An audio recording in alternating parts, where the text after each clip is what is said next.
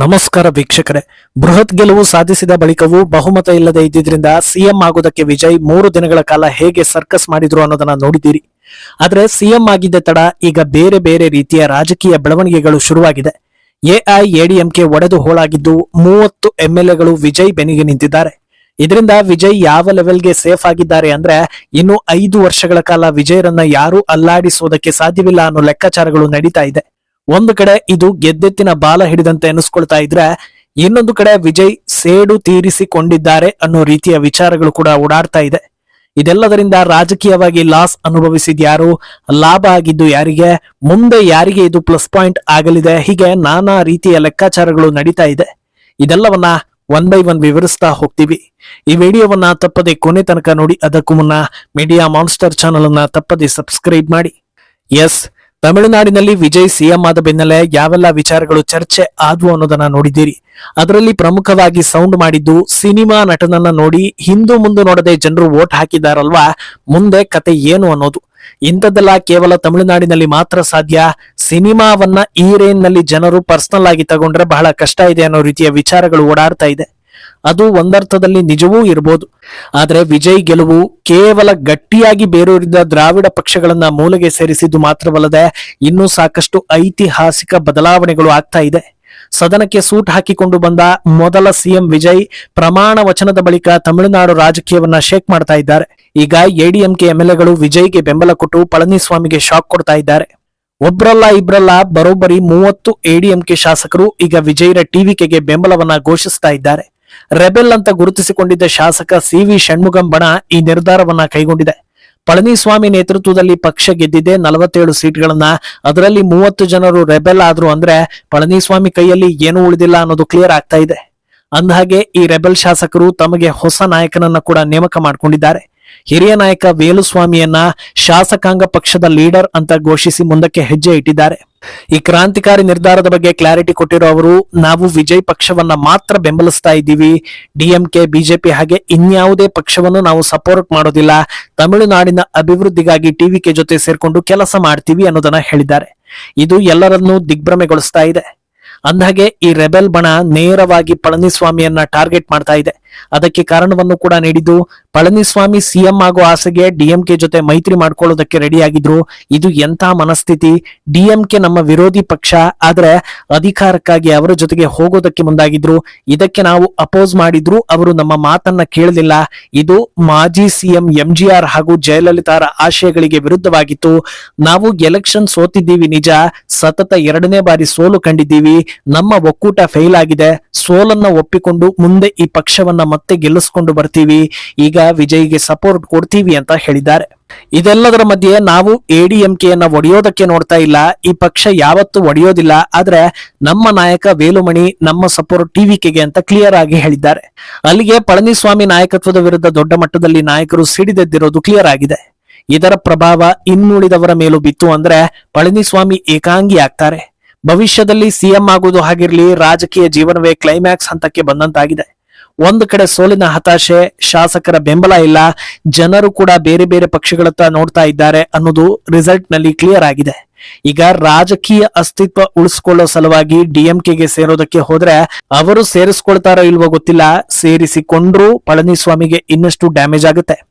ಒಂದು ವೇಳೆ ಎಲ್ಲರೂ ಒಗ್ಗಟ್ಟಿನಿಂದ ಇದ್ದು ವಿಪಕ್ಷದಲ್ಲಿ ಗಟ್ಟಿಯಾಗಿ ಕೂತು ವಿಜಯ್ಗೆ ಟಕ್ಕರ್ ಕೊಟ್ಟಿದ್ದಿದ್ರೆ ಮುಂದಿನ ಅವಧಿಯಲ್ಲಿ ಸ್ವಲ್ಪ ಅವಕಾಶ ಇರ್ತಾ ಇತ್ತೇನೋ. ಆದ್ರೆ ಈಗ ಅದು ಕೈತಪ್ಪಿದಂತಾಗಿದೆ. ಡಿಎಂಕೆಗೆ ಇನ್ನಷ್ಟು ಅವಕಾಶ ಸಿಕ್ಕಂತಾಗಿದೆ. ವಿಪಕ್ಷದಲ್ಲಿರೋ ಏಕೈಕ ದೊಡ್ಡ ಪಕ್ಷ ಹಾಗೂ ಅನುಭವಿ ಪಕ್ಷ ಅಂದ್ರೆ ಅದು ಈಗ ಡಿಎಂಕೆ. ಈ ಅವಕಾಶವನ್ನ ಖಂಡಿತ ಸದ್ಬಳಕೆ ಮಾಡ್ಕೊಳ್ಳೋ ಸಾಧ್ಯತೆ ಇದೆ. ಅಂದಹಾಗೆ ಈ ಹೀನಾಯ ಸೋಲಿನ ಹಿಂದೆ ಪಳನಿಸ್ವಾಮಿ ಪಾತ್ರ ಕೂಡ ದೊಡ್ಡದಿದೆ. ಯಾಕಂದ್ರೆ ಕೇವಲ ತಾವು ಸಿಎಂ ಆಗ್ಬೇಕು ಅನ್ನೋದನ್ನಷ್ಟೇ ತಲೆಯಲ್ಲಿ ಇಟ್ಕೊಂಡಿದ್ದ ಪಳನಿಸ್ವಾಮಿ ಪಕ್ಷದಲ್ಲಿ ಮುಂಚೆ ಇದ್ದ ಪ್ರಭಾವಿಗಳನ್ನ ಸೇರಿಸಿಕೊಳ್ಳೋದಕ್ಕೆ ಬಿಡ್ಲಿಲ್ಲ. ದೊಡ್ಡ ಮಟ್ಟದಲ್ಲಿ ಇಂಪ್ಯಾಕ್ಟ್ ಮಾಡ್ತಾ ಇದ್ದ ಅಣ್ಣಾಮಲೈರನ್ನ ಸಹಿಸಿಕೊಳ್ಳಲಿಲ್ಲ. ನನಗೆ ಯಾರು ಏನು ಹೇಳೋ ಹಾಗಿಲ್ಲ, ಎಲ್ಲದನ್ನು ನಾನೇ ಮಾಡ್ತೀನಿ, ಮಿತ್ರರು ಜಸ್ಟ್ ಮಿತ್ರರಾಗಿ ಇದ್ರೆ ಸಾಕು, ನಾವು ಗೆದ್ದ ಮೇಲೆ ಪವರ್ ಶೇರಿಂಗ್ ಎಲ್ಲ ಕೊಡೋದಿಲ್ಲ, ಆಡಳಿತ ನಡೆಸೋದು ನಾವೇ, ನೀವು ಜಸ್ಟ್ ಜೊತೆಗಿದ್ರೆ ಸಾಕು ಅಂತ ಬಿಜೆಪಿ ಹೈಕಮಾಂಡ್ ವರ್ಗೆ ಮಾತನಾಡಿದ್ರು. ಕೊನೆಗೆ ಗಳಿಸಿದ್ದು ಮಾತ್ರ ಡಿಎಂಕೆಗಿಂತ ಕಡಿಮೆ ಸೀಟ್ಗಳು. ಈಗ ಇದೆಲ್ಲವೂ ಯೋಗ್ಯತೆಗೆ ಮೀರಿದ ವರ್ತನೆ ಅಂತ ಅನ್ನಿಸ್ಕೊಳ್ತಾ ಇದೆ. ಜಯಲಲಿತಾ ನಿಧನದ ಬಳಿಕ ಆಲ್ರೆಡಿ ಪಕ್ಷ ಚೂರು ಚೂರಾಗಿತ್ತು. ಅದರಲ್ಲಿ ದೊಡ್ಡ ಭಾಗದಂತಿದ್ದ ಪಳನಿಸ್ವಾಮಿ ಟೀಮ್ ಕೂಡ ಈಗ ಭಾಗ ಆಗಿದೆ. ಪಕ್ಷ ಒಡೆಯೋದಿಲ್ಲ, ನಮ್ಮ ರೂಟ್ ಬೇರೆ ಅಂತಾರೆ ಅಂದ್ರೆ ಪಳನಿಸ್ವಾಮಿ ಲೆಕ್ಕಕ್ಕಿಲ್ಲ ಅನ್ನೋದೇ ನೇರ ಸಂದೇಶ. ಬಿಜೆಪಿ ಕೂಡ ಪರಿಸ್ಥಿತಿ ಅರ್ಥ ಮಾಡಿಕೊಂಡು ಏಕಾಂಗಿಯಾಗಿ ಮುನ್ನಡೆಯೋ ನಿರ್ಧಾರವನ್ನ ಕೈಗೊಂಡ್ರೆ ಪಳನಿ ಏಕಾಂಗಿ ಆಗ್ತಾರೆ. ಅಂದಹಾಗೆ ಈ ಮಟ್ಟದ ಬೆಳವಣಿಗೆ ಹಿಂದೆ ಒಂದು ಸೇಡಿನ ಕತೆ ಕೂಡ ಇದೆ ಅನ್ನೋ ಮಾತುಗಳು ಕೂಡ ಕೇಳಿ ಬರ್ತಾ ಇದೆ. 2013ರಲ್ಲಿ ವಿಜಯ್ ತಲೈವಾ ಅನ್ನೋ ಒಂದು ಸಿನಿಮಾದಲ್ಲಿ ನಟಿಸಿದ್ರು. ಆ ಸಿನಿಮಾದ ಟ್ಯಾಗ್ಲೈನ್ ಟೈಮ್ ಟು ಲೀಡ್ ಅನ್ನೋದು ಅಂದಿನ ಸಿಎಂ ಜಯಲಲಿತಾ ಕಣ್ಣು ಕೆಂಪಾಗಿಸಿತ್ತು.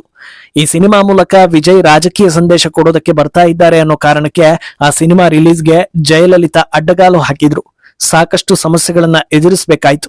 ಇದರ ಎಫೆಕ್ಟ್ ಅನ್ನೋ ಹಾಗೆ ತಮಿಳು ಚಿತ್ರರಂಗದ ಶತಮಾನೋತ್ಸವದಲ್ಲಿ ವಿಜಯ್ಗೆ ಹಿಂದಿನ ಸೀಟು ಕೊಟ್ಟಿದ್ದು ಕೂಡ ನಡೆಯಿತು. ಈಗ ಅದೇ ಉತ್ಸವ ನಡೆದ ನೆಹರು ಸ್ಟೇಡಿಯಂನಲ್ಲಿ ವಿಜಯ್ ಸಿಎಂ ಆಗಿ ಪ್ರಮಾಣ ವಚನವನ್ನ ಸ್ವೀಕರಿಸಿದ್ದು ಆಗಿದೆ. ಜಯಲಲಿತಾ ಪಕ್ಷ ಪಾತಾಳ ಕಂಡಿದ್ದಲ್ಲದೆ ಒಂದರ ಮೇಲೊಂದು ಹೊಡೆತಗಳು ಬೀಳ್ತಾ ಇದೆ. ಅಂದಹಾಗೆ ತಮಿಳುನಾಡು ಎಲೆಕ್ಷನ್ಗೂ 2 ತಿಂಗಳ ಮುನ್ನವೇ ಇಂಥದ್ದೊಂದು ಚರ್ಚೆ ನಡೀತಾ ಇತ್ತು.